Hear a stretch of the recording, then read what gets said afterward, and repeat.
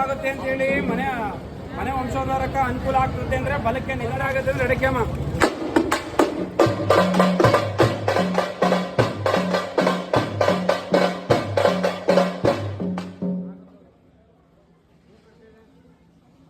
ಮಾಡುವಂತ ಬಿಸ್ನೆಸ್ ಚೆನ್ನಾಗಿ ನಡೀತೆ ಅಂದ್ರೆ ಎಡಕ್ಕೆ, ನಿಧಾನ ಆಗುತ್ತೆ ಅಂದ್ರೆ ಬಲಕ್ಕೆಮ್ಮ.